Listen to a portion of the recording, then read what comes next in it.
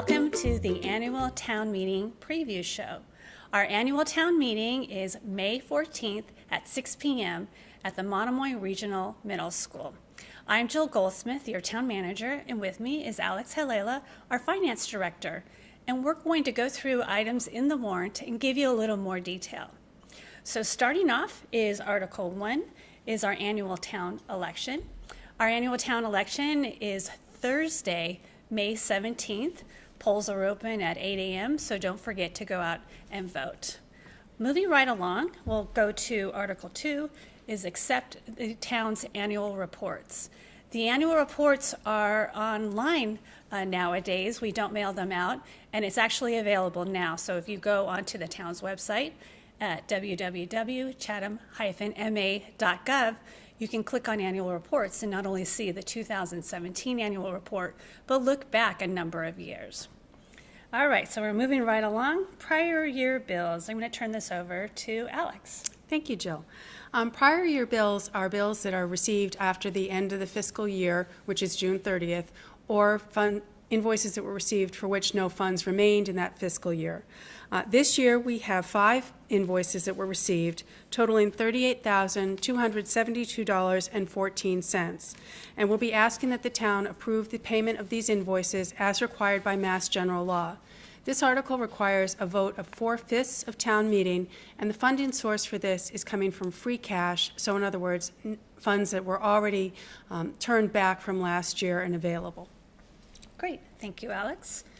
Article 4 is our fiscal 2018, which is our current year budget adjustments.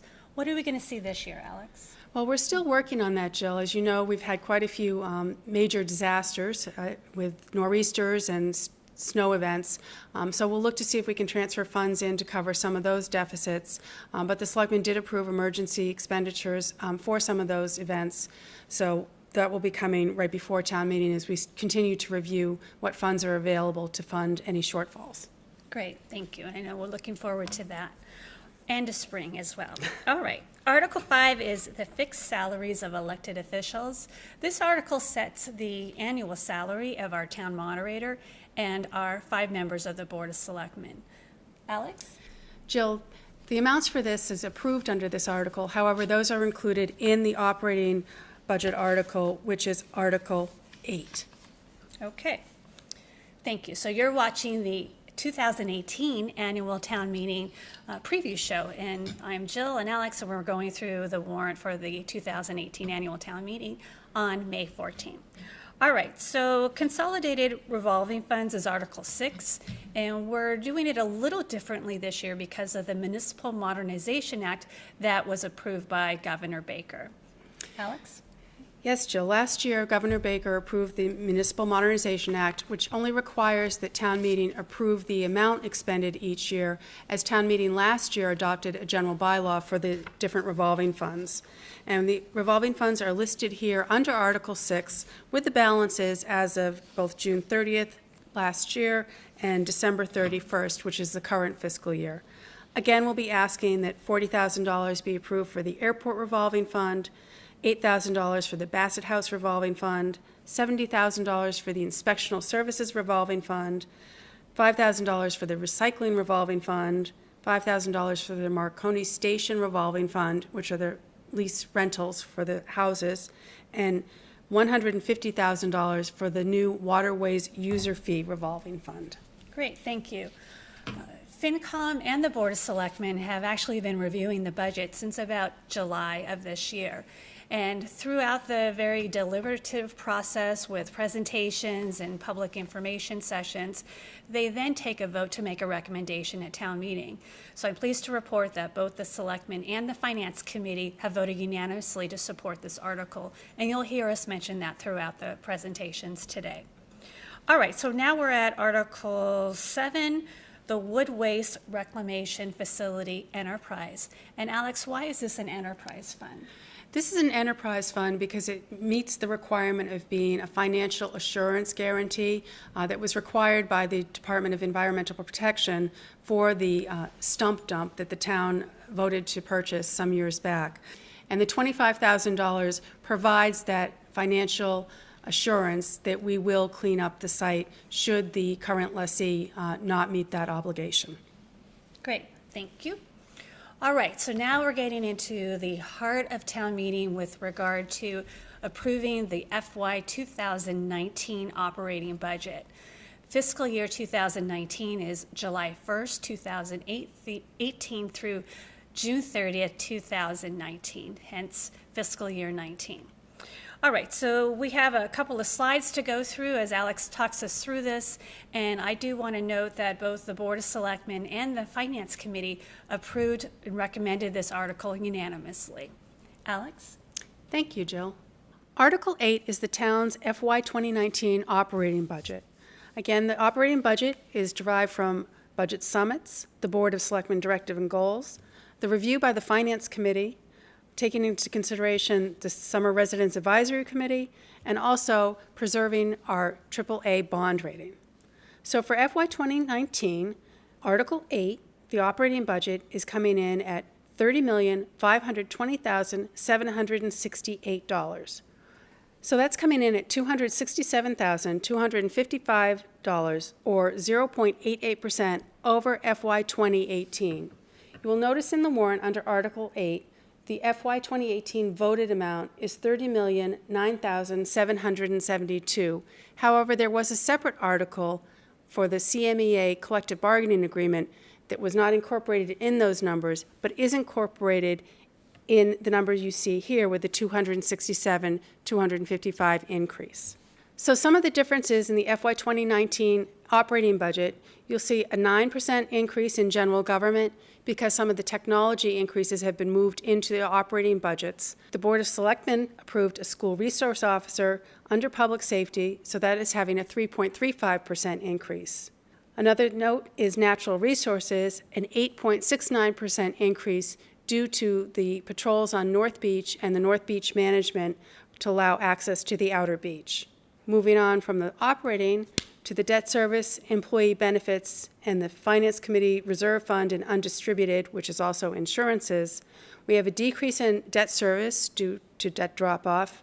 Employee benefits are staying fairly level due to the savings that we've had under health insurance, with employees contributing more to their own health insurance. And then the insurances for liability, general liability, has gone up almost 4%. So again, that is your 0.88% increase, totaling $30,520,768. And for more information, you can refer to the appendices in the back of your town meeting warrant. Okay, we're back to the 2018 annual town meeting preview show with me, Jill Goldsmith, your town manager, and Alex Halila, our finance director. We're now on Article 9, and this is the Monomoy Regional School District operating budget. Alex? Thank you, Jill. Moving on to Article 9, the Monomoy Regional School District educational assessments. You can see this chart showing where we were back in FY 2012 at just under $10 million, $9,974,000, to FY 2019, we're at $9.2 million, which includes the debt service for the new Monomoy Regional High School. It's important to note that if you want to seek further information on this, the Monomoy Regional School District School Committee has this available on their website, as well as on the town's website. We have the review by the Finance Committee and the Board of Selectmen of the FY 2019 budget. Again, the 2019 budget does include the debt for the Monomoy Regional School High School, as well as all operating costs. Thank you, Alex. And more detailed information is available in your town meeting warrant, which hopefully you've already received in the mail. And if not, it's on the town's website under the town meeting button. Information can be found in Appendix A on page 55. All right, so if you're following along with our annual town meeting preview show, we're now on page 19 of the town meeting warrant, and we're at Article 10, which is the Cape Cod Regional Technical High School budget. Alex? Article 10 for the tech is proposed at $144,333 for FY 2019, and this is a decrease as this assessment is directly related to the number of Chatham students who attend the Regional Technical High School. Great, thanks, Alex. All right, moving right along, we're now into the Water Department operating budget article, and that is Article 11. And I'm going to have Alex kick it off with some financials, and then we're going to send it over to our DPW Director, Tom Temple. Alex? Thank you, Jill. Article 11 for the Water Department operating budget is down for FY 2019, and the amount requested is $2,769,192. The reason why it is down slightly over FY 2018, the current fiscal year, is because we had all the automated meter readers in the current year's budget, and that program has been completed as of FY 2018, so there's no need for that in FY 2019. Tom Temple will provide you with more detail. Thank you, Jill. Tom Temple, DPW Director. This first article is Article 11, Water Department Operating Budget. The article is directed towards continuing to improve the quality of water provided, customer relations, and providing a high level of water supply and distribution system for safe drinking water, required also for firefighting protection. This is a slight decrease from last year's operating budget. Thank you. Thank you, Tom. And I just want to remind the viewers that both the Finance Committee and the Board of Selectmen voted unanimously to approve this article, which is Article 11. All right, moving right along, we're at Article 12, the 5-year capital improvements, and this is funding for the FY 2019 capital plan items. Alex? Thank you, Jill. Article 12, the FY 2019 capital plan, is 6.68% of the operating budget, which complies with our fiscal policy, for a dollar amount of $2,038,195. It is funded solely through free cash and available funds with no impact on the tax rate. The detail for the capital plan is found in Appendix G, pages A66 through A79, in the back of the warrant. The 5-year capital plan detail is in the back of the warrant, but a breakdown shows that we received over $10 million in requests from the different departments. Some of these requests were over the threshold and have been pulled out as separate articles, as noted in the warrant. We are recommending just over $2 million, again funded through free cash and available funds, also closing out $33,000 of old articles that have not been used for many years. Again, the detail of the 5-year capital plan is found in Appendix G in the back of the warrant. Thank you, Alex. So Alex mentioned something very important, is that we're working to update the town's budget and financial policies. Those should be done by the summer, hopefully, as we work through them, and definitely as we're working through the 5-year capital improvement plan.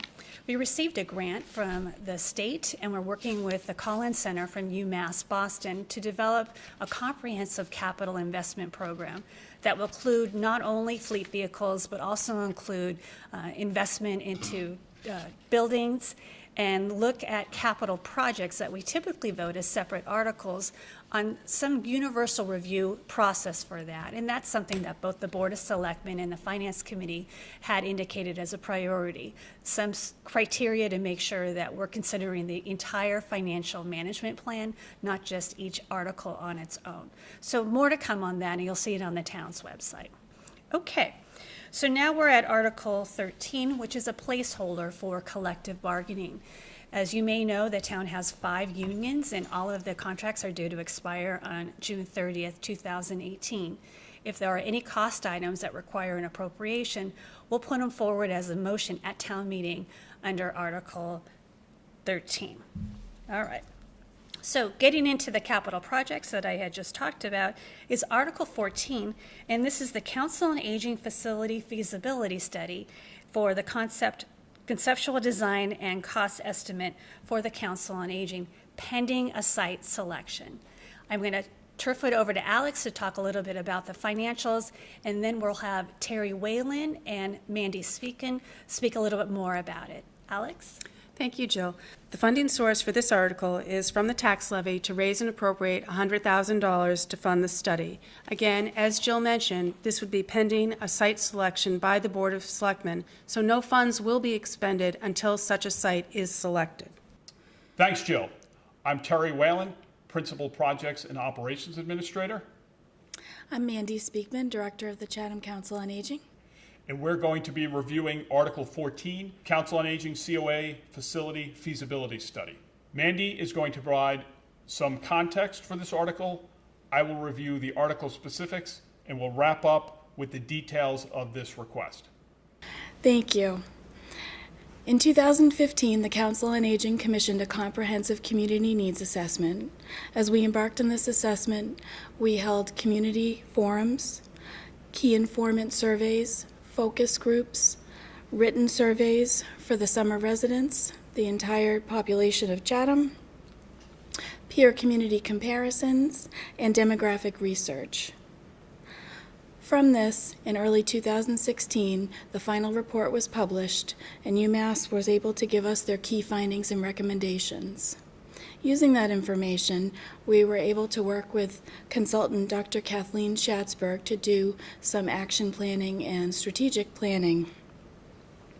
The Council on Aging Board was able to revise the mission and value statements for the Council on Aging, and early in 2017, they finalized goals and objectives for the Council on Aging. These goals and objectives complemented the Board of Selectmen's goals and objectives for this same time period where it concerned the Council on Aging facility. Focusing on the facility as one of the priorities, the town engaged the firm of Bargman, Hendry, and Archetype Incorporated to run a space needs analysis and program development pre-design. At the Board of Selectmen's meeting in November of 2017, architect Joel Bargman, along with Terry Whalen and myself, presented the findings of that space needs assessment. The selectmen at that time unanimously approved the concept for that space needs program and gave direction to staff to submit the funding article request that we're here talking to you about today. In March of 2018, the Finance Committee also reviewed this article and voted favorably to recommend it to town meeting. And at this point, I'd like to turn it back to Terry to explain what does that mean. As Mandy just noted, while the space needs analysis and report was completed in November of 2017, the final location, size, and cost of the project still needs to be developed. This article requests funding for the continuing development of the project concept in a manner that is responsive to the comments expressed by the Board of Selectmen, the COA, the Finance Committee, the public, and to meet identified needs. This article is also contingent upon the Board of Selectmen determining a final location for the new COA facility before any funding can be expended. After a suitable site is identified by the board, the proposed approach is to hire an owner's project manager, or OPM, to develop a concept plan for Board of Selectmen approval. The hiring of an OPM is required by state law for any construction project with a minimum cost of $1.5 million and must be hired before the final design architect is selected. The OPM adds additional expertise, professional capacities to advise and consult on previously raised concerns. They can investigate options expressed by providing oversight on the concept development and total project budget cost estimate.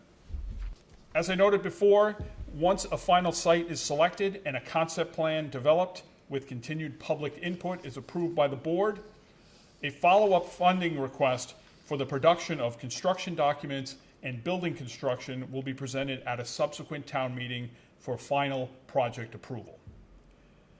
The OPM will serve until this project is complete and function as the town's technical expert representing Chatham's best interests in the pre-design process and taking it through final development. This next chart shows the estimated not to exceed cost breakdown of the funding requested in the article. Architectural engineering services, $15,000. Architectural services, $60,000. And owner's project manager professional services for $25,000, resulting in a grand total request for this article of $100,000. For more information, the full text of the Community Needs Assessment and graphics associated with the presentations can be found at www.chathamcoa.com, and videos of all presentations can be found on demand at the Channel 18 website. Thank you, Terry and Mandy, and I want to remind the viewers at home that the Board of Selectmen voted unanimously to support this article, Article 14, and the FinCom did as well by a vote of 600 to support Article 14. All right, we're moving right along with our annual town meeting preview show for the 2018 annual town meeting, which will happen on May 14th at 6 p.m. at the Monomoy Regional Middle School Gym. All right, so we're now at the Eldridge Public Library Master Plan, and that's Article 15, a capital project. I'm going to turn it over to Alex to talk about the financials, and then Terry Whalen will give us some more details on the actual conceptual plan. Article 15 is for $483,000 being raised and appropriated from the tax levy, and for more information, you can refer to the warrant. I'm going to be speaking on Article 15, which is the Eldridge Public Library Site Master Plan article. The requested items in this article have been developed through a comprehensive process involving representatives of the trustees for the library, the Friends of the library staff, and various town departments. The Eldridge Public Library site has not been substantially improved since the 1991 addition to the building. Since the last project over 25 years ago, both the site and building are in need of attention, including upgrades to improve pedestrian and parking lot safety, restoration of the Pioneer Memorial, handicap access enhancements to meet current code requirements, landscaping and building improvements to maintain the character of this National Register of Historic Places individually listed property. The proposed site enhancements will increase the overall site safety for all pedestrians traversing the site and accessing the library from the parking lot, improve access to and preserve the Pioneer Monument, improve access to and preserve the Pioneer Monument, protect and upgrade building systems, and focus on revising plantings to complement aesthetics while reducing conflicts with identified existing plantings. As previously noted, the improvements include changes to the surface types and elevations to the semicircle walkway in the front, adding a new handicap path along Library Lane, and improving pedestrian flow from the rear portion of the building from the parking lot to the Library Lane entrance. As part of the site work, several trees will be removed and new plantings will be put in more appropriate locations. As you can see in this concept photo, a key component of this project is the relocation and restoration of the Pioneer Memorial. The key components of the site master plan improvements include a sitting wall along the front with brick and dark granite coping, refurbished monument frame and base, new concrete sidewalk, new light poles, new benches, bike racks, regrading and reseeding the lawn at the new wall, new ground cover, a new handicap access path, and a new intermediate handrail to match the existing handrail to the front entrance, and new dwarf Japanese maple trees to round out the landscaping proposal. The project budget requested in this article includes several components. On the site plan improvement side, design, engineering, construction services of $83,000, site work, materials, landscaping, $316,000, general requirements and contingency, $39,000, and under the building improvements upgrade component of the project, electric panel repairs at $25,000, equipment area protective roof, $20,000, for a project budget total of $483,000. Okay, great. So now we're at Article 16, and this is a capital projects article for the Nantucket Sound Beach Management Program. I'm going to turf it over to Alex to talk about the financial impact, and then we'll catch up with Ted Keon on location to give us some more information. Alex? Thank you, Jill. Article 16 is for $450,000, which again would come from the tax levy or raise and appropriate. Thanks, Jill. Ted Keon, Coast Resource Director, actually out here on Cockle Cove Beach. This is Article 16, Nantucket Sound Beach Nourishment request for funding. This past year we had a fairly chronic recognition of erosion issues all along our public beaches, most notably here at Cockle Cove as well as up at Harding's Beach. Erosion's been an ongoing issue for our beaches along the shoreline.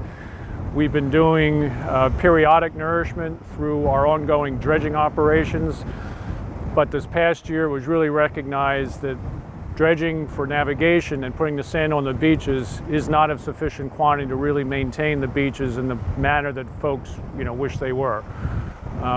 This past year, as I say, they were in fairly eroded condition. Actually, right here at Cockle Cove, you're looking at some remnants of emergency fill that we placed here in order to stave off the erosion to get through the winter season. So there were a number of committees that were concerned. The general public had a lot of comments and to our Board of Selectmen, to staff, about the condition of our public beaches. So with the encouragement of the Summer Residence Advisory Committee, the South Coastal Harbor Committee, we came to the Board of Selectmen suggesting that we initiate a beach nourishment program that would include funding for the current fiscal year coming up, FY19, on the order of $450,000.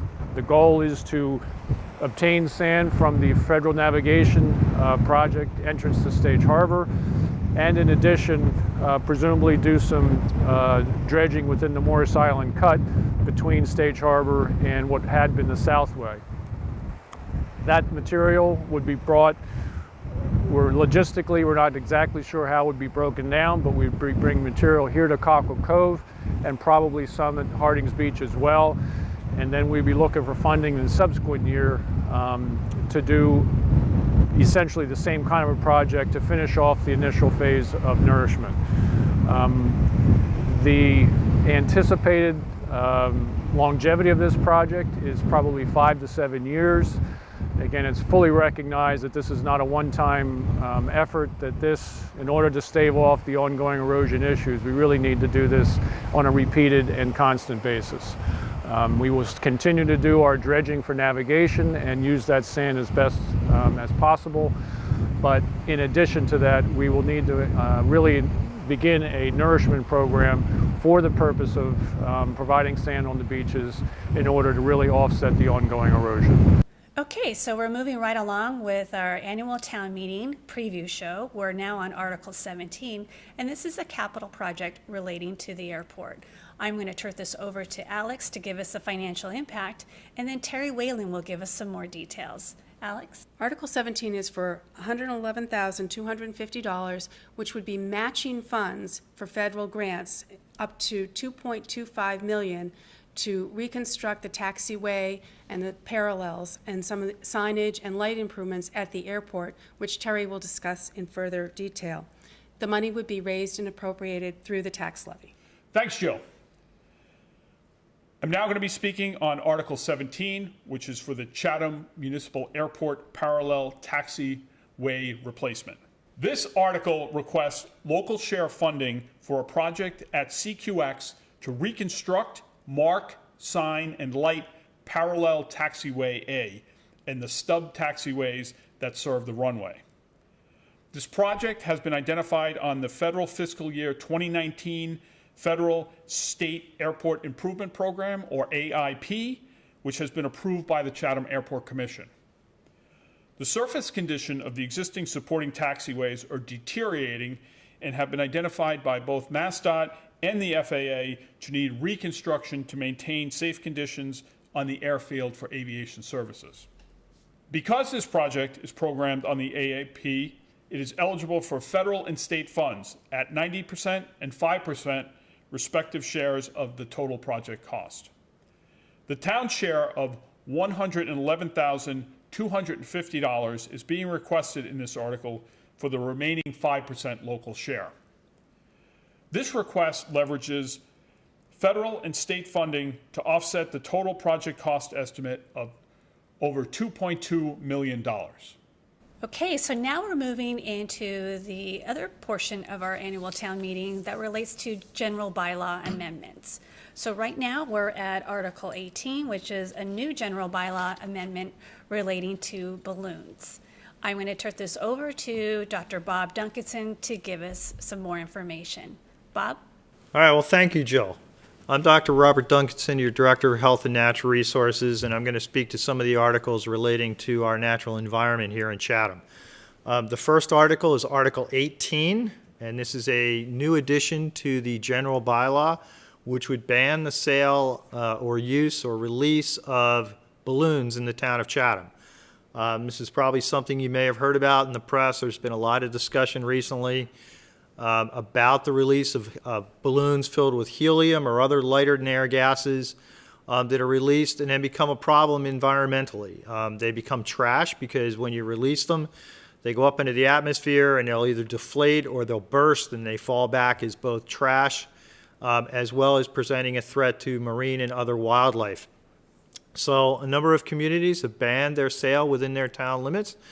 And Chatham is taking that tack this time as well. So this article would add to the general bylaw a prohibition on the use, sale, or release of lighter than air balloons in the town, mainly to protect the environment, to get rid of all the trash on our beaches.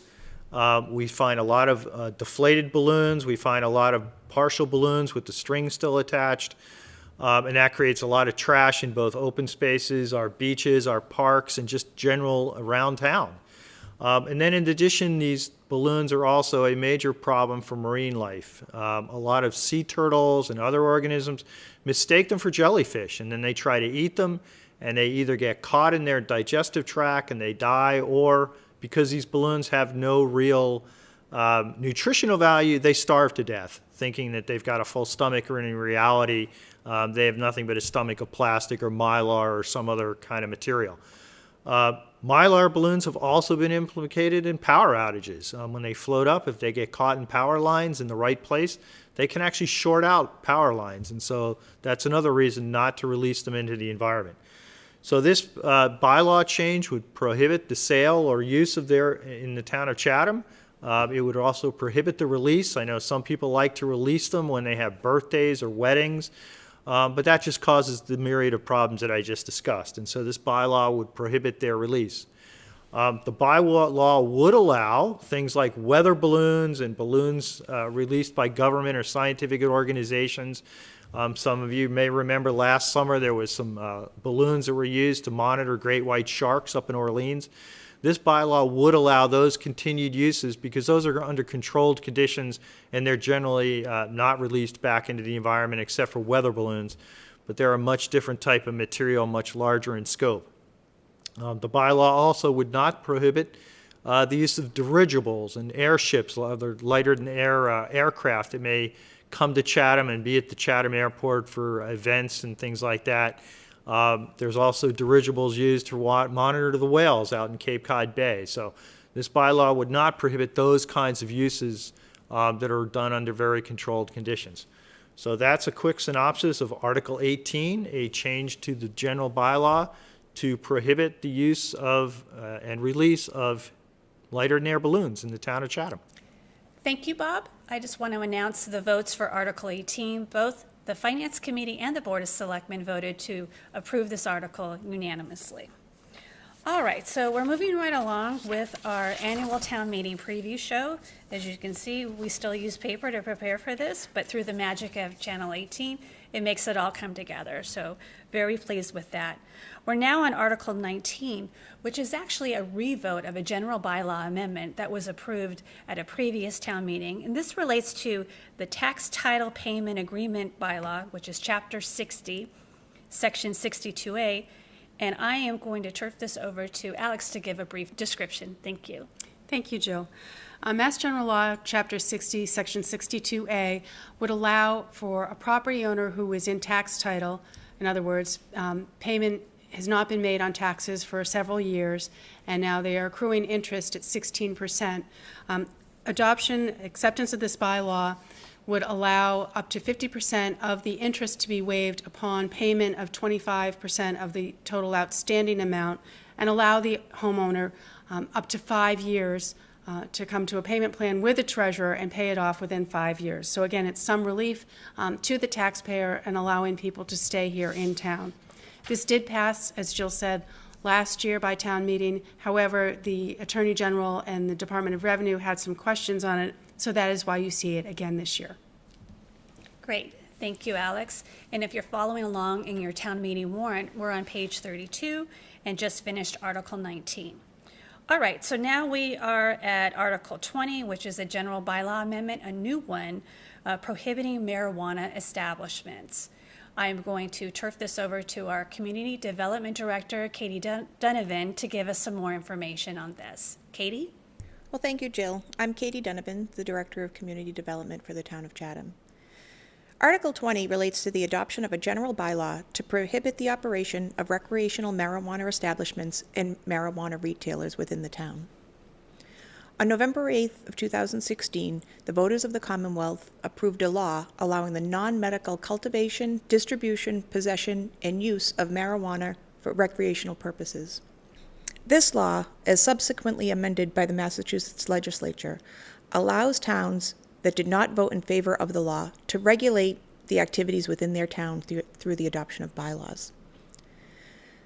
Town of Chatham voters did not support this measure, with 56.2% voting against allowing such activities. Thank you, Katie. So I want to announce that the Board of Selectmen voted 4-1 in favor of presenting this article. And the Finance Committee had previously made a recommendation, but we noticed a discrepancy. So we're going to turf it back to them so that they can revote it, but it still is prohibiting marijuana sales in the town of Chatham. Okay, so now we're at Article 21, getting into the other post-employment benefits, OPEB, trust appropriation. And this Article 21 is an annual article for us. I'm going to turf it over to Alex to talk about the fiscal impact. Alex? Thank you, Jill. Yes, you'll notice that Articles 21, 22, and 23 in the annual town meeting warrant all have to do with OPEB, or other post-employment benefits, which is typically health insurance for retirees. Article 21 is requesting $150,000 to be transferred from overlay surplus, which is the amount available after the provision for abatements has been required, and the Board of Assessors releases a certain amount. So again, no impact on the tax rate. This is money that's already available. So we're asking for $150,000 be transferred from overlay surplus into the OPEB trust fund. Great. And the Board of Selectmen and FinCom both voted unanimously in support of Article 21. All right, we're moving through the annual town meeting warrant for 2018, and this is our preview show. I'm Jill Goldsmith, your town manager, with Alex Halela, our finance director. And we're going through articles in the warrant for which you hopefully have either in your mailbox or you can go online to the town's website to pick that up. We have a new button this year. It's called Town Meeting on the town's website. Click on that.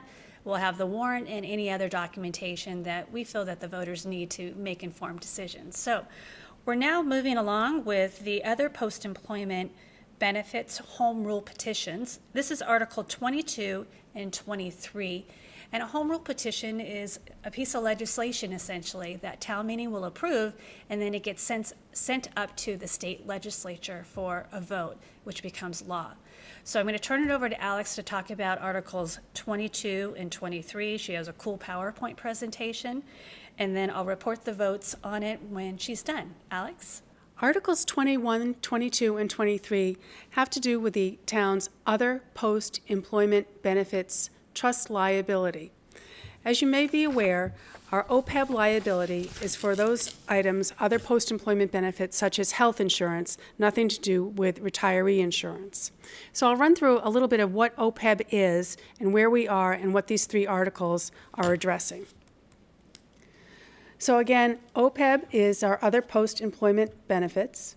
The history of Chatham's other post-employment benefits are such. The first actuarial study was done in 2006. The most recent one was done as of June 30th, 2016, and our annual required contribution is just over $1 million, $1.2 million. You'll hear people refer to a discount rate. The higher the discount rate, the better it is. Currently, our discount rate is 5.81%, and if the town does nothing to fund their OPEB liability, the discount rate used is the current rate for bond issuance, which is approximately 3 to 3.5%. So the town of Chatham adopted a trust fund in May of 2012, and currently the balance in that trust fund, or the value of that trust fund, is $818,773. The funds are invested with Bartholomew Company, and the OPEB trustees approved a more aggressive investment profile just over a year ago. The current OPEB liability is $16,826,522, and that's up from 2012 when it was just under $16.6 million. Again, this you can see our growth of our OPEB trust fund because the town has been putting in $150,000 each year from the overlay surplus, Article 21, again this year. So that has grown, and with a more aggressive investment policy, it's growing at a faster rate than it had been previously. But this is the issue. Our liability is over $16 million, and our funding is only $818,000. So we're asking the town to approve these 3 articles to pre-fund our OPEB liability. And why is this important? It's viewed positively by the bond rating agencies. They have an increased focus on OPEB. The funding shows that we're trying to address this problem, which is our liability, and they recommend that the funding should be material. And funding at $150,000 per year has not been material. So the OPEB trustees reviewed a number of funding sources, and a recommendation was endorsed by the Board of Selectmen, and those are the articles that you see before you in the town meeting warrant. The first, as I mentioned, Article 21, is similar to what you've seen in previous years. This is a transfer of $150,000 from overlay surplus into the OPEB liability trust fund. And again, overlay surplus is the amount that is left over from the provision for abatements each year. And again, $150,000 requires both the Board of Assessors approval to release that amount and town meeting approval to put it appropriate the funds into the trust fund. It's the easiest option, however, it doesn't really meet our obligation. So again, some of the pros: it's an available source of funds. It only requires the Board of Assessors approval and town meeting approval, but one of the limitations is that it's just a limited yearly contribution. And that's Article 21 of the warrant. The other 2 articles, Articles 22 and 23, are both home rule petitions. This means that they need both town meeting approval and approval by the legislature. Article 22 is a reallocation or repurposing of the land bank. Currently, we have a 3% surcharge on our tax bills for the land bank. This sunsets in January 2020, and the revenue currently in FY 2018 of that 3% was $981,000. The proposal before you under Article 22 is to reallocate a portion of that 3% once the land bank sunsets. 1.5% would be reallocated to go into the OPEB trust fund. Okay, so some of the pros of this is the surcharge is already in place. Taxpayers are used to paying it on their tax bill, and a decrease would provide some relief, so you would see half of that cut. It's a dedicated funding source, meaning it can't be used or diverted for some other purpose. And one of the drawbacks here is that the surcharge would not completely disappear. So again, it goes from 3% to 1.5%, and it does require legislative approval. The other article, Article 23, is a real estate transfer tax. And this, again, is a home rule petition that needs to be passed both by town meeting and the legislature. A transfer tax would be a 0.5% on transfers of property. The seller would be responsible for paying the transfer tax, but there are exemptions for transfers between family members, and also the first $425,000 of the sale price would be exempted. So again, with this proposal, looking at sales over the past few years, 0.5% would raise approximately $770,000 in revenue each year. Again, this is Article 23 of the town meeting warrant, and this would be used to fund our OPEB liability trust fund. Some of the pros of this is that there's no impact on the tax levy, and the potential revenue is very strong. Some of the negatives is that it's market dependent.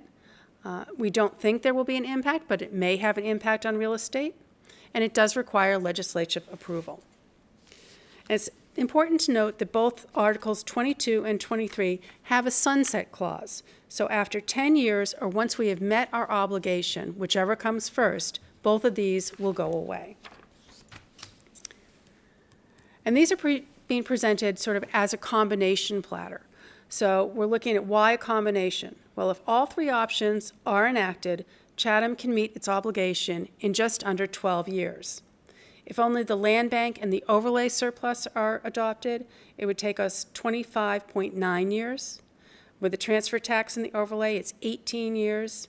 With the land bank and the transfer tax, it would be 13.2 years.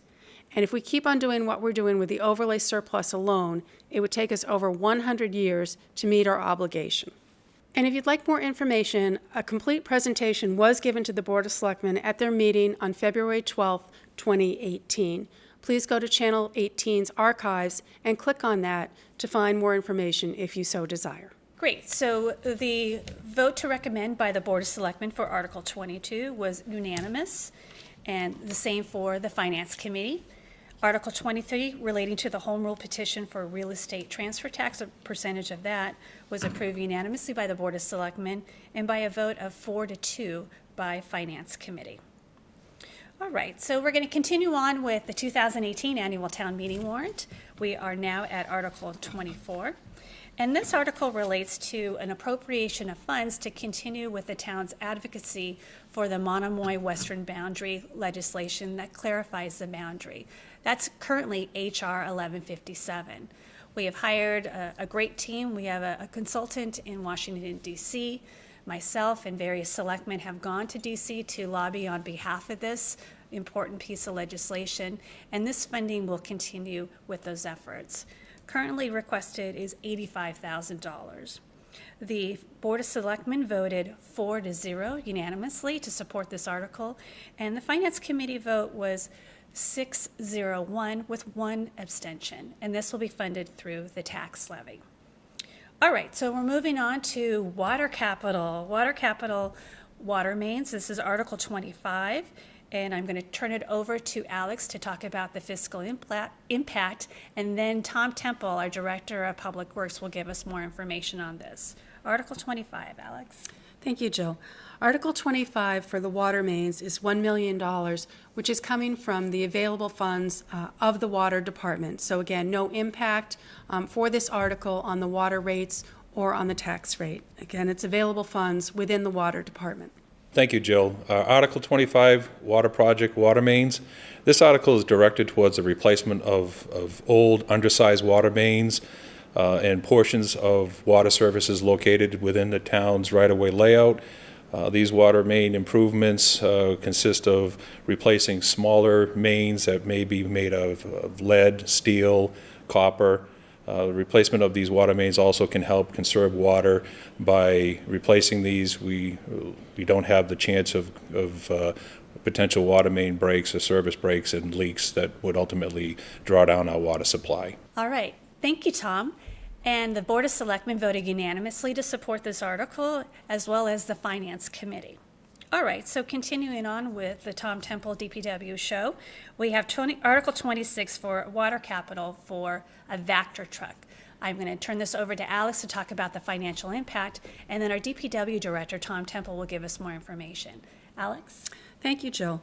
Article 26 is for $550,000 for the Vector truck, and the funding sources are three different funding sources, with $350,000 coming from the Water Department, $75,000 coming from the tax rate, and then $125,000 coming from the current already approved borrowing appropriation under the Sewer Department. Thank you, Jill. Article 26, Water Capital Vector Truck.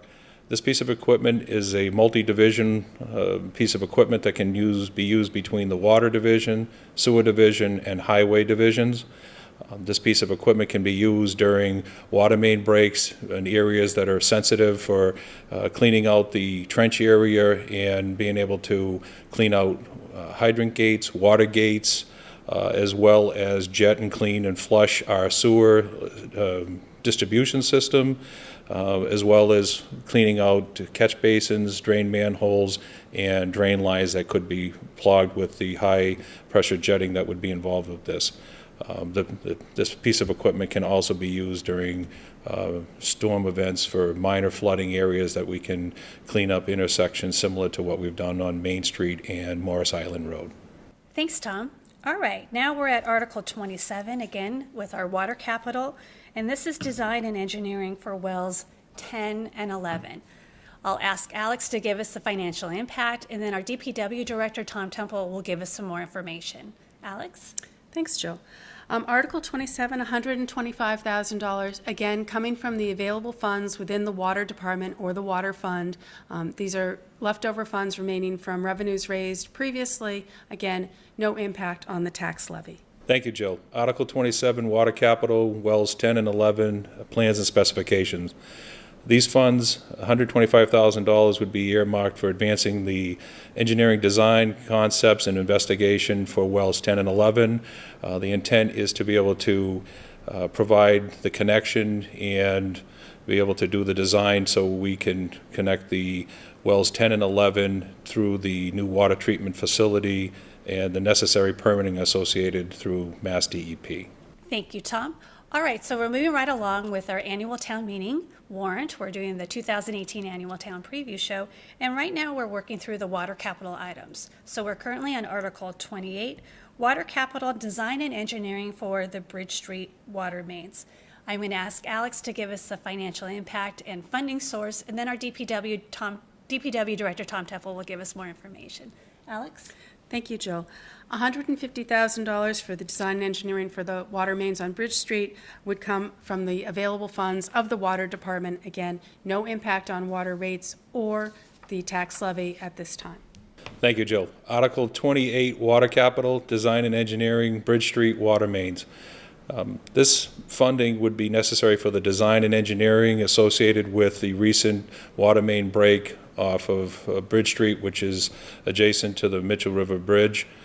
This would include all necessary permitting needed for the design and the work for this area of Maine that failed late December of 2017. All right, so now to report the votes on Article 28.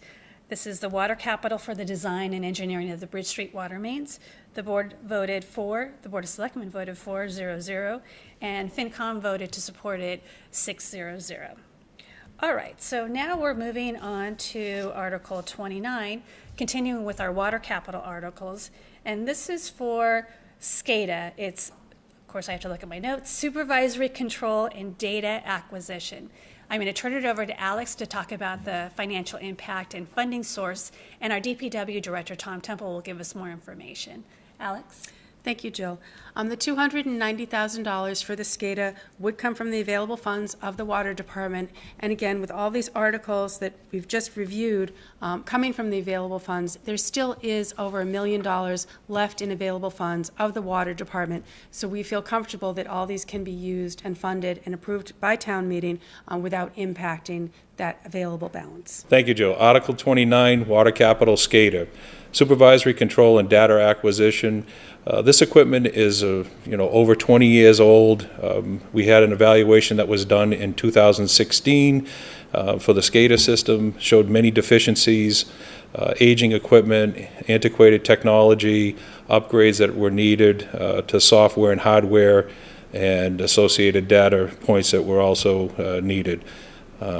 We're currently seeking to have $290,000 for the design and equipment necessary to replace this. Continuing on, we're at Article 30, and this is an easement to Eversource to have the electrical connection to Morton Road, which is our new water treatment plant. There's no financial impact to this, and I'm going to just turn this over to DPW Director Tom Temple to just give us some insight of actually what needs to be done. Again, this is a no-cost item to the town. Both the Board of Selectmen and the Finance Committee had approved this article unanimously. This article is needed to transfer easement interest in 375 Morton Road. the new water treatment facility to Eversource for their underground distribution for electric for the water treatment facility. All right, so now we're going to get into the Community Preservation Act funds. This is a separate funding source for a number of articles, town projects included. What I'm going to do is send this over to Alex to talk about the financial impact of each, and then we'll have presentations by various staff members. Alex? Thank you, Jill. As you may be aware, the Community Preservation Act is a surcharge on your tax bill that raises funds for 3 specific purposes as well as recreation. And those 3 purposes are open space, affordable housing, and historic preservation. Article 31 is for the administrative budget of the Community Preservation Committee. And this is requesting $15,000 so they are able to have either legal counsel, appraisals, and secretarial support for the work that they do in reviewing all these articles. Article 32 is for the reserve fund appropriations for the Community Preservation Fund. And this is for $315,000, which is 30% of the estimated revenues. We estimate approximately $1,050,000 to be raised on the FY19 surcharge. The $315,000 meets the 10% requirement for open space, affordable housing, and historic preservation. You'll note in the coming articles that some of these funds will be voted out from the reserves to fund some of the projects. The only one that will not be funded is the open space, as we had no requests for projects in FY19. Article 33 is the first for the affordable housing, and this is requesting $5,000 in funds for an affordable housing consultant. And Katie Donovan will explain in detail more of that request. Article 33 relates to CPA funding for an affordable housing coordinator. The town of Chatham is hoping to pair with the towns of Harwich and Orleans for a full-time shared housing coordinator. We would be seeking $5,000 to supplement a previously approved fund of $25,000 for an affordable housing consultant. So a housing coordinator would support services for housing-related programs, projects, and affordable housing initiatives. Yarmouth, Dennis, Brewster, and Provincetown are some successful examples of affordable housing coordinators on the Cape. We are hoping to partner with Harwich and Orleans to share a full-time housing coordinator. For this upcoming fiscal year, we have requested $5,000, which would be combined with an existing CPA fund granted by the CPC in 2011. The housing coordinator will provide increased opportunities for Chatham residents to remain in Chatham in suitable living environment and bolsters the local economy by providing a stable workforce. It is the intent that the housing coordinator would be the primary contact for citizens with questions regarding affordable housing policies and programming.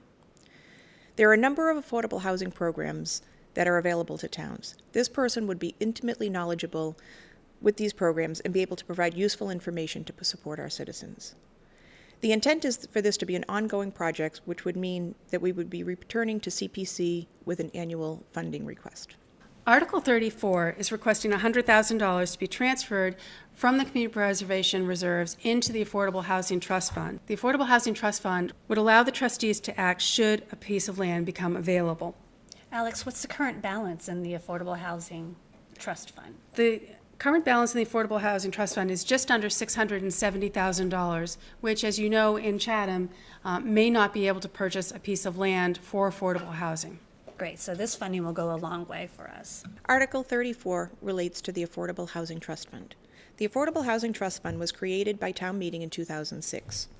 It is administered by the Board of Selectmen and 2 appointed trustees, and is governed by the guidelines for disbursement of funds for the Affordable Housing Trust Fund.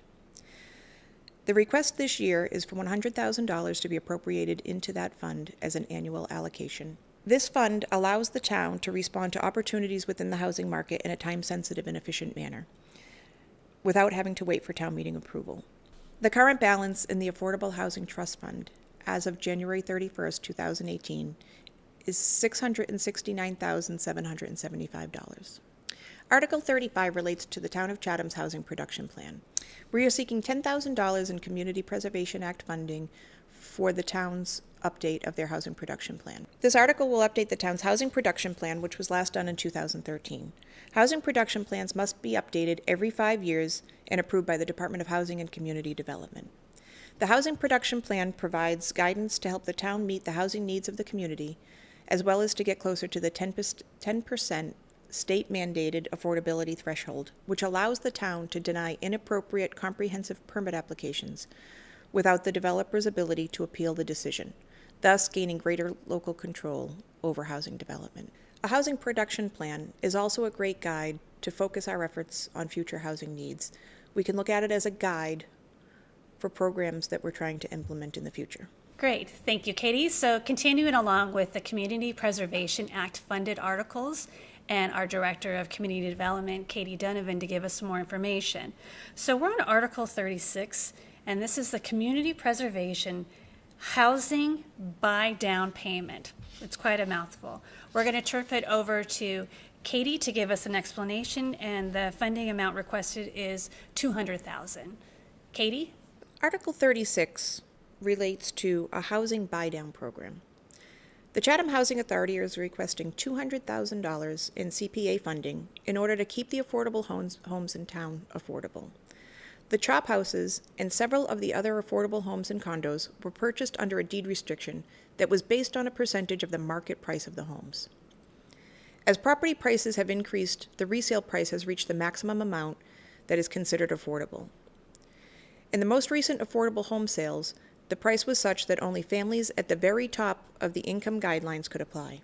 So as property values go up, we will need to buy down the sale price or lose these affordable homes.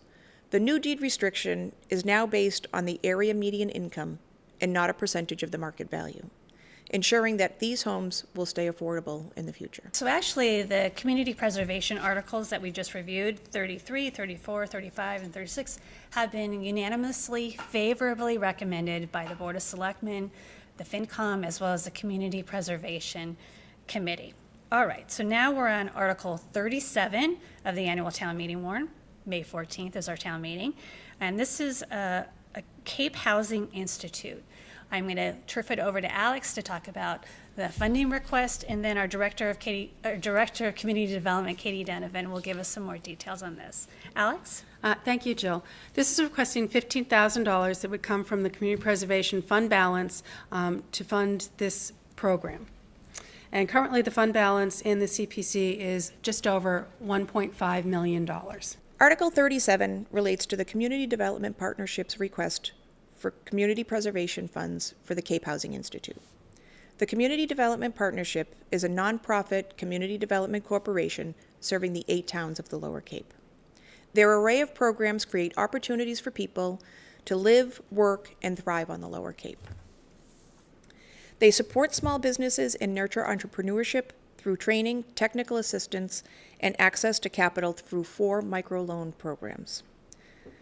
The Cape Housing Institute is part of the Cape Community Housing Partnership, a comprehensive community-based strategy to increase the capacity of town officials and staff and business and community leaders to create more affordable housing programs in our region.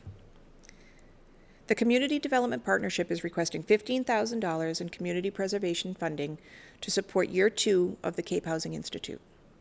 The Community Development Partnership has received commitments from CPC funding from 6 other Lower Cape towns in the amount of $77,000.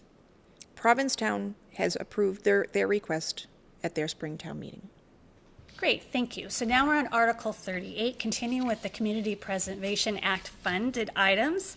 That's a mouthful. Article 38, this relates to the town historic documents and scanning those documents. Our town clerk had presented this as an opportunity for us. I'm going to turf it over to Alex to talk a little bit more about the financial impact and the scope. Alex? Thank you, Jill. Article 38 for the town historic documents is for $20,000 that would preserve some of those older vital records, such as birth, death, and marriage records that are in the town clerk's control.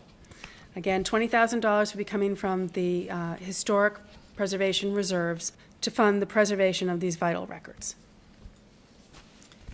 Thank you, Alex. So the Board of Selectmen, the Finance Committee, and the Community Preservation Committee all voted unanimously in support of this article. We're now at Article 39, still with the Community Preservation Act funded articles, and this relates to the Nickerson Archaeological Excavation Project.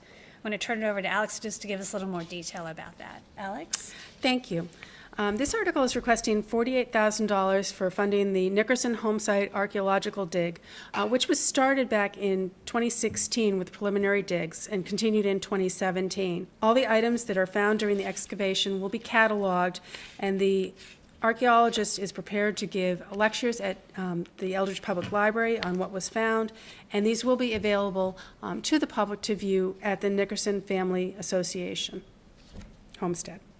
Great, thank you, Alex. So now we're at Article 40, still under the Community Preservation Act articles, and this relates to the Chatham Marconi Maritime Center archives.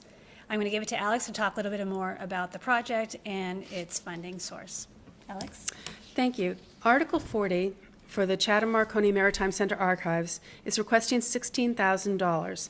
This article is to continue the funding of the preservation and digitization of the Chatham Marconi Maritime Center archives that began last year in FY 2017.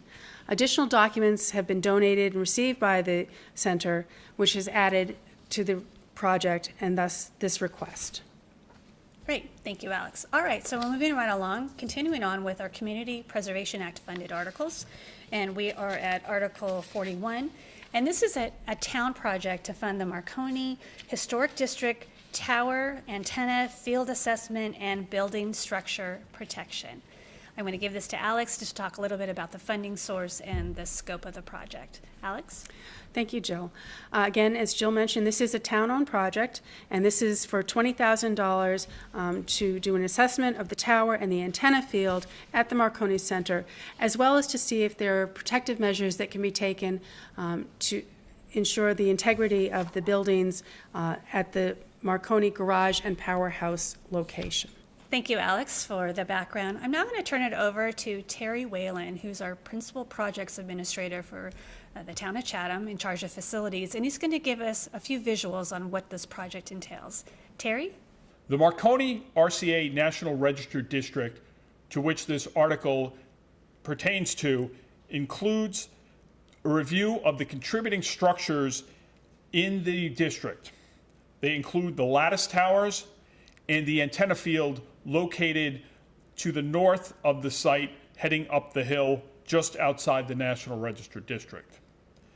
The buildings to be protected are indicated as buildings that are contributing features located on the waterside triangle. This article requests funding to conduct an update to a tower antenna field assessment, which was conducted in 2003 and follows up on structural engineering evaluations and protection actions.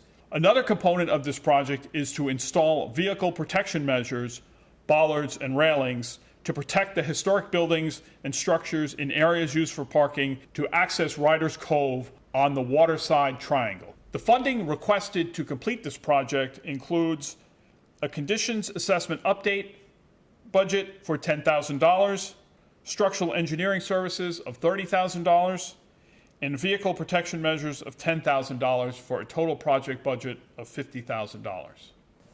Okay, moving right along, we are at Article 42, still with the Community Preservation Act funded articles.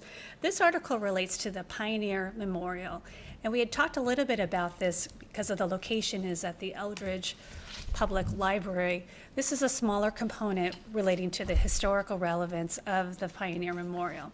I'm going to give it to Alex to talk a little bit about the finances, and then Terry Whalen, our Principal Projects Administrator, will give us some more details on that. Alex? Thank you, Jill. Article 42 is asking for $3,000 to fund the Pioneer Memorial, with $2,000 coming from the Historic Preservation Reserves and $1,000 coming from the estimated revenues of the Community Preservation Act. Again, this is specific to the Pioneer Memorial itself, but that is part of the overall project, as Jill had alluded to earlier.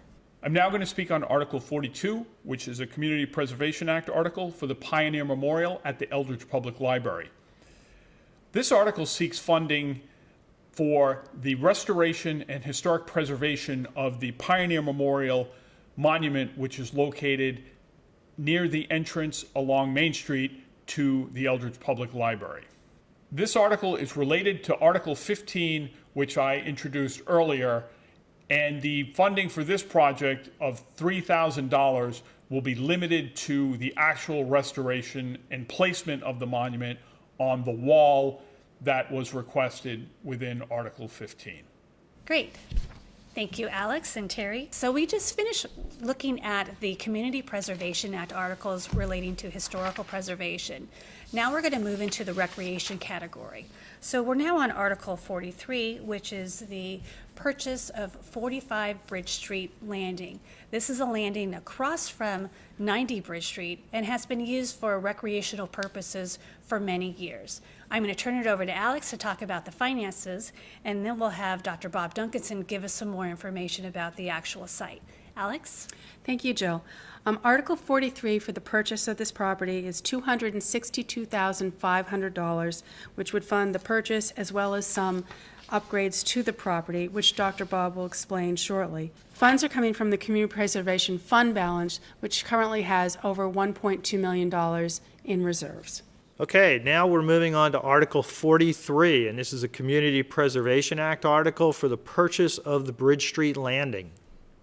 The area that we're talking about is on the north side of Bridge Street, right across from the 90 Bridge Street property that the town bought several years ago, and directly west of the Mitchell River Bridge. It doesn't look like much. There's area there for probably parking 6, 7, 8 cars and a boat ramp.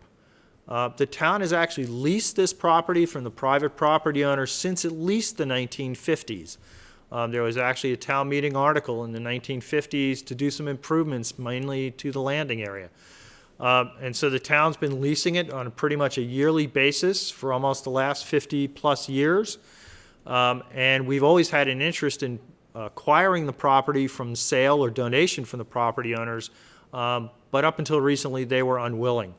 The entire property recently changed hands, and so we initiated discussions with the new property owner, and we're able to come to agreement to purchase about 19,000 square feet of the property, comprising the landing, the parking area, and the ramp, for $227,500. We had an appraisal done on the property, and then the purchase and sale agreement was negotiated by members of the Board of Selectmen, the town manager, and staff. In addition to that, the article also includes another $35,000 for some mitigation on the property. There is some erosion on either side of the ramp that we want to stabilize so that we can ensure this property maintains public access in the long term.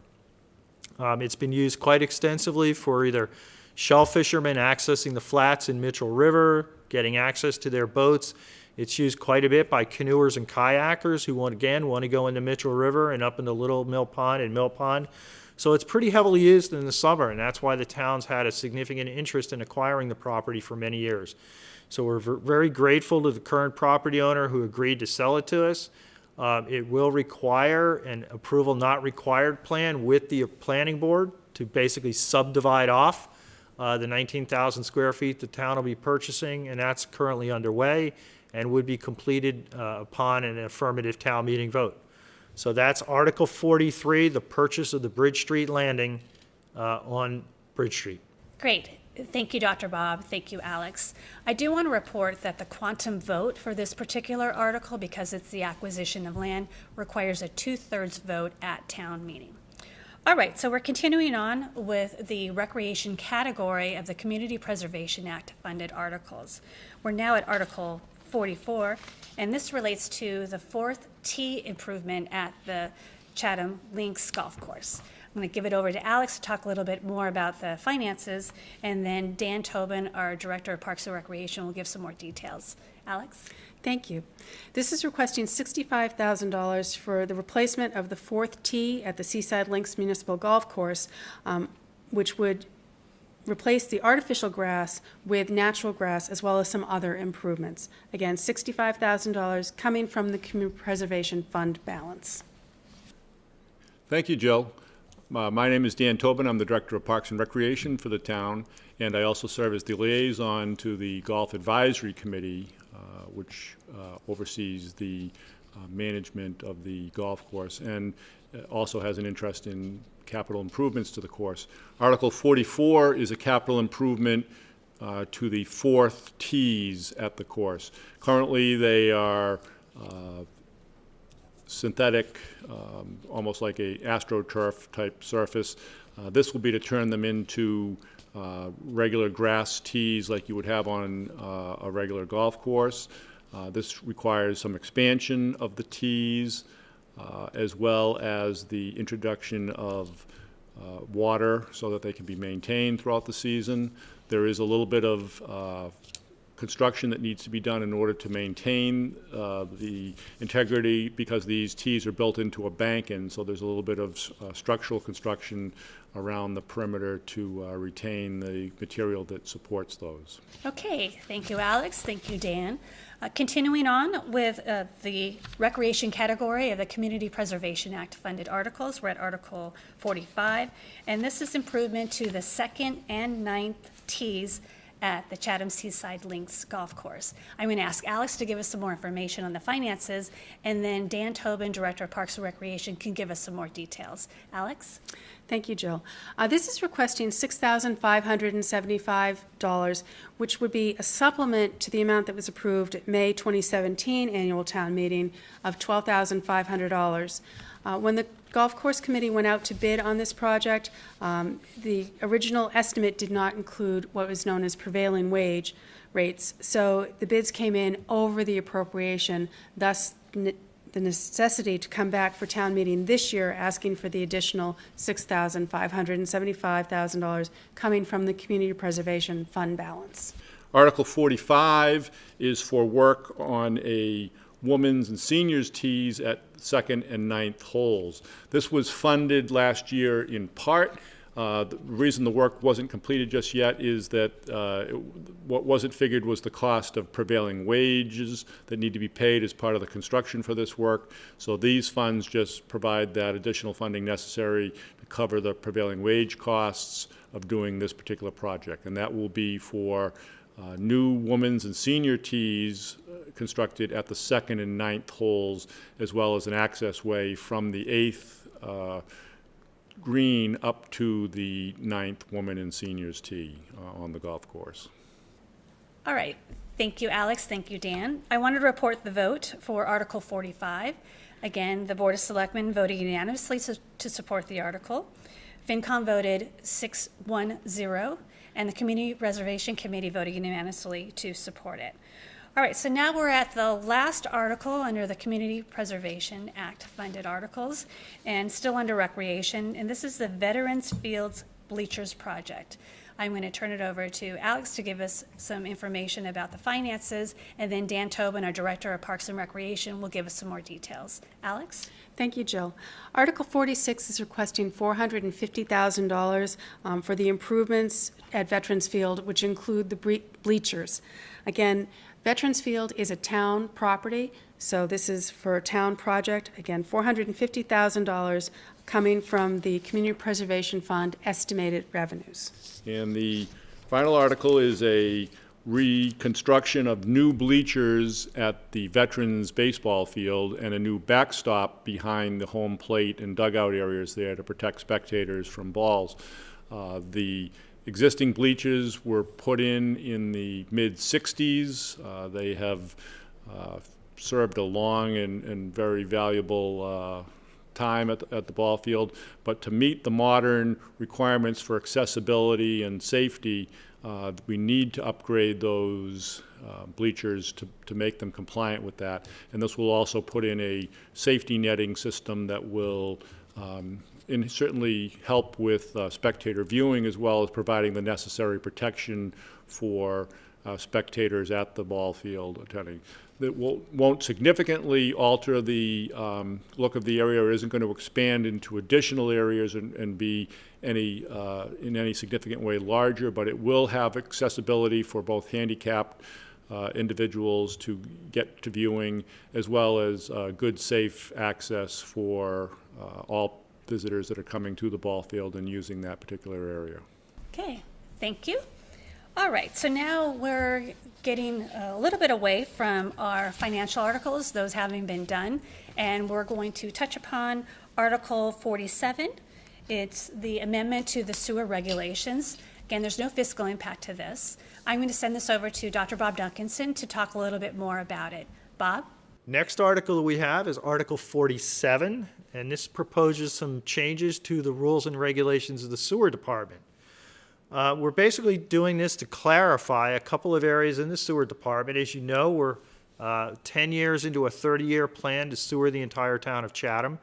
And as part of that, we've had a lot of folks connect up. Over 350 properties have recently connected to the new sewer systems.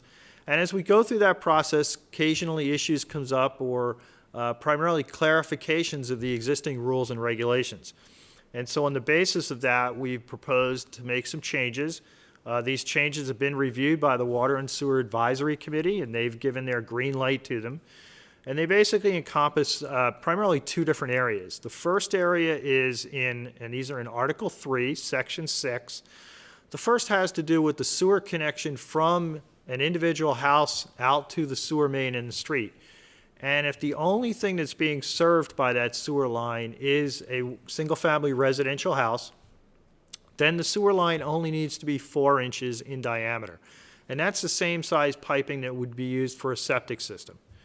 If the property has a house and, say, an accessory unit or a garage or something else, or if it's a multifamily or a commercial property or condominiums or any use other than strictly a single-family residential house, then that minimum sewer size has to be 6 inches. And that's just a clarification to reflect that those other uses basically have higher sewer flows, and we want to make sure that the pipe is large enough to handle the higher sewer flows as well as not being prone to clogging. That doesn't mean in certain circumstances the pipe may be larger than 6 inches, but 6 inches for those uses is the minimum. So we have a 4-inch minimum for a single-family residential house and a 6-inch minimum for all other uses.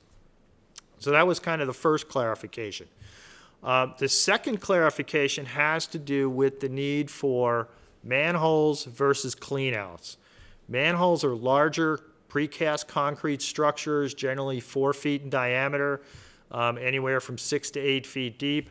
A cleanout is generally the same size as the sewer pipe. So if you have a 4-inch sewer pipe, you'd have a 4-inch cleanout. If you have a 6-inch sewer pipe, you'd have a 6-inch cleanout. But they're much smaller in size than having to put in a manhole. So if you have a single-family residential property, and you only have maybe one other accessory structure, like a garage, say with a bathroom, you only need to have cleanouts. If, however, you have a single-family residential structure with several buildings on the property, or again, you have condominiums or motels or commercial properties, then you're required to have manholes. And again, it has to do with the larger wastewater flows. We want to make sure that any bends or changes in direction or changes in elevation, that wastewater is going to flow efficiently through the larger pipes and through the manholes out to the sewer main in the street.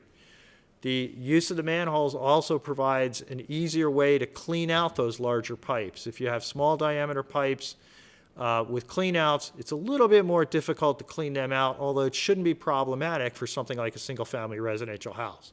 But for the larger flows, where you've got multiple units or a restaurant or something like that, it's much easier to maintain those systems if we have manholes rather than just cleanouts. So those are the two changes that have been proposed in the regulations, and all the language is spelled out in the town meeting warrant. Very easy to see what those changes are. Thank you, Bob. The board voted unanimously in support of this article, as did the Finance Committee. All right, so continuing on with the Dr. Bob Show, we're at Article 48, and this is the Pleasant Bay Watershed Pilot Permit Project, an intermunicipal agreement between the town of Chatham, Brewster, Orleans, and Harwich. The actual IMA can be found on the town's website under Town Meeting, and I'm going to give this over to Dr. Bob Duncanson to give us some more information. Bob? Okay, moving on to Article 48. This is an intermunicipal agreement relative to the Pleasant Bay. As you probably know, we share Pleasant Bay with 3 other communities, Harwich, Orleans, and Brewster. And the town of Chatham, as well as other communities, have been part of the Pleasant Bay Alliance for going on 20-plus years now. And the Pleasant Bay Alliance was created by the 4 towns as a way to provide some uniformity and direction to the management of Pleasant Bay so that everybody has equal access, the bay is protected environmentally, and all the various uses like boating and swimming and fishing are able to continue in a way that's appropriate for public use and also provides the appropriate environmental protections. So part of what the Alliance has been working on with the 4 towns for a number of years now is wastewater management, the issue of nitrogen enrichment or eutrophication in Pleasant Bay, which has negatively impacted some areas of the bay, primarily in the smaller sub-embayments, areas like Riders Cove, Aries Pond, Meeting House Pond, Round Cove. Those areas have seen die off in eelgrass. They've seen cutbacks in the amount of shellfish that are there. They tend to turn green in the summertime if there's too much nutrient, basically just like fertilizing your lawn. The more nutrients you put in, the faster things grow, and it impedes swimming and boating. So the 4 towns around the bay have been working on their own ways to mitigate nitrogen, primarily through their wastewater management plans. And then one thing the Alliance did last year in 2017 was the Alliance, with funding from the state as well as the Cape Cod Commission, got together and took all the information from the 4 individual town plans and put them together into a composite plan to make sure that what the towns would do individually worked well as in the whole, if you will. And so that was very successful, and as a result, the 4 town boards of selectmen back in June of 2017 signed an agreement basically saying they would continue to work together to protect the bay as a whole. Well, that then led to the state of Massachusetts, through the Department of Environmental Protection, creating a pilot project with the 4 towns, EPA, Mass DEP, and the Cape Cod Commission to look at a watershed permit. The direction that Massachusetts and EPA are moving to deal with these watersheds that are shared by multiple communities or multiple entities is to create a watershed permit. And so that permit would cover the entire watershed. So it would cover not only the water area of Pleasant Bay, but also the land area in the 4 towns that encompasses the watershed. And by watershed, I mean an area of land where if a drop of water fell, ultimately it would get to the water body itself. And so that watershed for Pleasant Bay encompasses about a third or so of each of the towns that surround Pleasant Bay. In Chatham, it's primarily the northern part of the community. Obviously, Nantucket Sound has its own watershed. So DEP started this pilot project and said, Pleasant Bay is a real good way to start because you already have the Alliance, you've already done a lot of legwork, you already have a lot of information. So the 4 towns have been working with DEP and the other groups for almost a year now, looking at this idea of a watershed permit. And that permit would basically codify the actions that the 4 towns are going to take to protect the bay, in this case primarily from excess nitrogen, which originates primarily from wastewater. There is some nitrogen from stormwater, there's some nitrogen from atmospheric deposition, lawn fertilizers and things like that, but wastewater is primarily the major cause. And so the permit will basically lay out the steps that the towns will take to manage that nitrogen going forward. And there's number of other components to this watershed permit. There's what's known as a targeted watershed management plan, which is basically very similar to the plan that's currently in place for Pleasant Bay, but it's very specific to nitrogen management and primarily to wastewater management because that is the largest source of the nitrogen. And then kind of the third leg of the stool is the intermunicipal agreement between the 4 towns. So basically you have a permit from DEP and EPA, you have this targeted watershed plan that outlines what the communities are going to do, and then the 4 towns enter into this intermunicipal agreement which basically binds the 4 towns together and lays out what each of their responsibilities are. And there's copies of both the intermunicipal agreement, the targeted watershed management plan, as well as the draft DEP permit are on the town's website under Town Meeting Central so that you'll have the opportunity to read through them prior to town meeting. The permit and the targeted watershed management plan are currently in draft form. The intermunicipal agreement is pretty much in its final form. We don't anticipate any changes to that document between now and town meeting. The targeted watershed plan, the draft permit, they're still undergoing some tweaks, and some additional appendices and whatnot need to be added to those. But getting back to the intermunicipal agreement again, you might think, well, why do we need this intermunicipal agreement? Well, again, as I said, it really binds the four towns together in terms of what they're going to do and set some time frames for doing it. But it also has some very good benefits to the towns. For communities like Orleans and Brewster, and primarily Orleans and Brewster, they're looking at using some what are called non-traditional technologies to mitigate their nitrogen needs.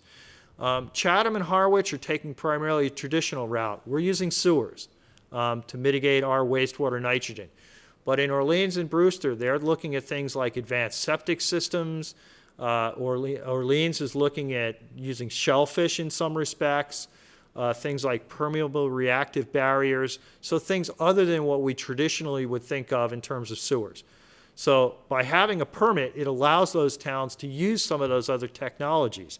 It also allows them to get SRF funding for some of those other alternatives.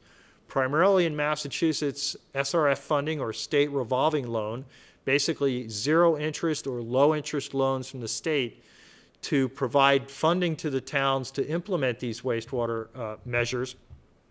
Primarily that has been targeted to sewers in the past.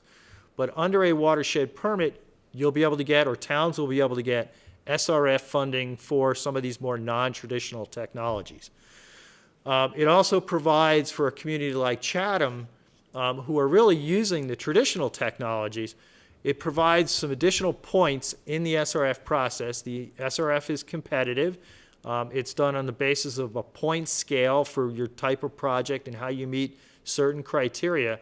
But having this watershed permit in place will allow us to get additional points and increase our ranking, making it much easier to get SRF funding. Some of the other things it does, it provides a mechanism for getting credit for some of the technologies that we're using. Right now, it's very easy to get credit for sewers. It's been a little bit more difficult and not really clear on how you get credit for some of the other technologies, such as shellfish or fertilizer management. But those things are going to be spelled out as part of the permit process, which will make it clearer for the towns how much credit they're getting and how much they still need to do to meet their goals. One of the other things it does for Chatham specifically is it really spells out the responsibilities of the other three communities. When we did our comprehensive wastewater management plan back in 2009, there was some concern in the community of Chatham that we were making a commitment to do a lot of sewering to the tune of hundreds of millions of dollars over 30 years with no guarantees that our other communities around Pleasant Bay would do the things necessary to protect Pleasant Bay as a whole. By having this watershed permit, the other communities are bound to do the things that they need to do. So that makes the fact that Chatham is doing these things and investing tens, hundreds of millions of dollars provides some surety to us that our fellow communities are going to be doing their part as well. And then finally, the other big advantage to Chatham as well as the other communities is by having this watershed permit, as long as a community continues to move forward with the plan that they've set out, they will basically have some protection from DEP enforcement. So right now, if a community didn't do something they were going to do, DEP could come down and put you under what's known as an administrative consent order, which would be a binding legal agreement that would require the town to take some action dictated by DEP instead of being what the town may necessarily want to do.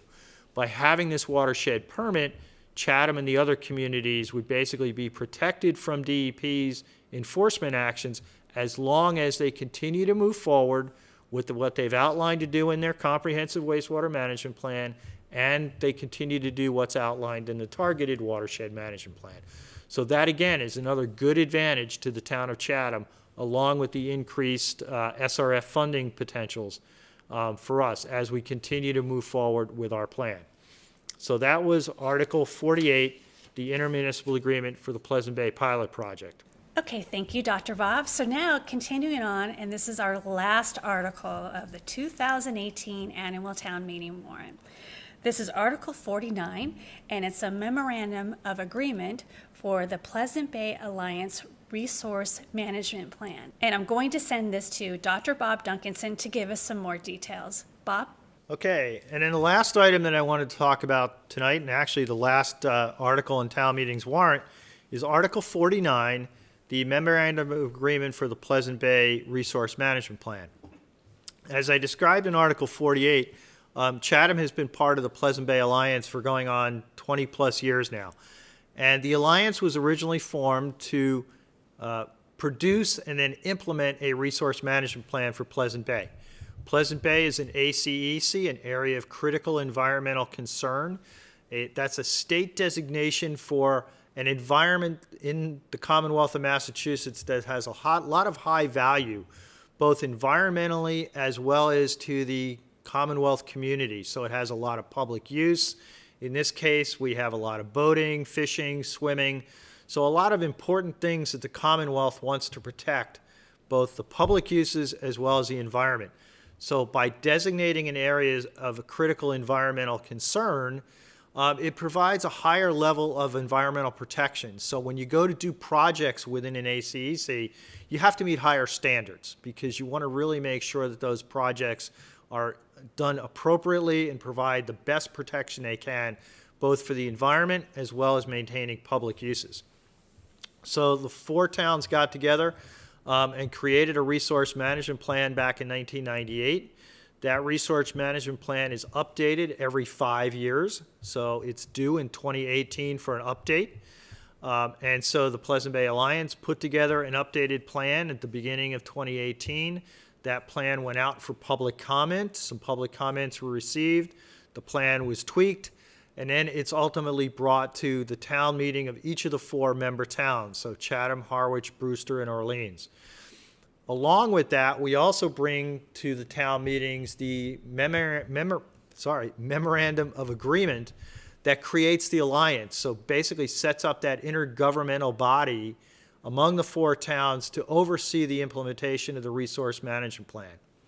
And the way the alliance is structured is each town has 2 representatives to a steering committee, as well as there is a technical resource committee, which is comprised generally of 3 or 4 representatives from each town that have expertise in certain technical areas, such as harbor masters, shellfish wardens, natural resource officers, town planners. They are comprised the membership of the technical resource committee. And so the steering committee, the technical resource committee basically oversee the implementation of the resource management plan, as well as actions in their own towns to implement certain aspects of the plan. I should be very clear that the plan itself and the alliance have no regulatory authority, so it doesn't add another layer of regulation to the process for doing anything in Pleasant Bay, but it does call out and provide guidelines. All the regulatory authority remains at the local level, either through planning boards, conservation commissions, boards of health, boards of selectmen. The alliance makes recommendations to its member towns for adoption of maybe new regulations or revised regulations, but the alliance doesn't have any regulatory authority in and of itself. It can only recommend things that then the towns have to go through their normal process to adopt regulations or to change existing regulations. So the public has plenty of opportunity to weigh in on any of these proposed changes. So as I said, the Pleasant Bay Resource Management Plan is up for update, or it has already been updated, now is up for adoption in the 4 towns, as well as the Pleasant Bay Alliance Memorandum of Agreement. And so those both are incorporated into Article 49. Now there are 2 changes that I just wanted to highlight in the Memorandum of Agreement this year that are a little bit different than things in the past. In the past versions of the Memorandum of Agreement, each town appointed an alternate, appointed a member to the steering committee and an alternate.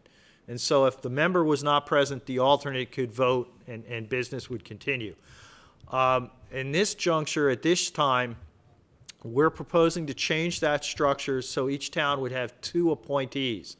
And the reason we're doing away with the alternate position is basically the way things have worked in the past. But also, as we move forward in the future with the watershed permit, we wanted to have a little tighter structure in the Alliance Steering Committee. And so now each town would have 2 members, 2 appointees, and so there would actually be 8 members to the steering committee instead of only 4, which we've had in the recent past. The other change to the memorandum of agreement is in the past, the agreements have been for 5-year increments to coincide with the updates to the resource management plan. In Article 48, when we talked about the watershed permit that we expect to receive from DEP, that watershed permit will be for a 20-year time frame. And so we're proposing that the Alliance Memorandum of Agreement also change from a 5-year increment to a 20-year time frame to coincide with the watershed permit. Now, obviously, if anybody's concerned, there is obviously language in the Alliance Memorandum of Agreement that allows any of the communities to get out of the agreement at any point in time. They just have to give certain notice to the other communities, and then they could remove themselves basically from the Memorandum of Agreement. And that has always been in there, so that's not new, but I know that may be a concern from some folks, just as we go from a 5-year agreement up to a 20-year agreement. But, so we think we've addressed any potential issues in that. And so with that, that's a brief overview of Article 49, the Memorandum of Agreement for the Pleasant Bay Resource Management Alliance. Well, there you have it. We just went through 49 articles of the 2018 Chatham Annual Town Meeting warrant. Town meeting, again, is Monday, May 14th, at 6 p.m. at the Monomoy Regional Middle School Gymnasium. Information on town meeting can be found on the town meeting's website under the town meeting button. So additional information that wasn't either available for the warrant or we just thought it was more information that the voters needed to make decisions is available there. I also want to talk a little bit about Budget Central. All of the items relating to the finances, fleet listings, capital improvement plans, it's all under Budget Central on the town's website. So please take the time to review your warrant. We've spent almost 9 months working through the budget, presenting it to town officials, them taking many hours of their time and on TV to review the articles, to ask the hard questions, and keep us town employees on our toes. I am happy to report not only that, but that we'll have childcare at the 2018 annual town meeting from 5:30 until 10 p.m., and that will be in the library at the same location, the Chatham Monomoy Middle School. I'm Jill Goldsmith, your town manager. I want to thank everybody for viewing. I want to thank Alex Halelia, our finance director, and Channel 18, of course. So look for the show on YouTube, and please let us know if there's any way to make this information easier to digest or easier to say in my part, or just easier in general. Thank you.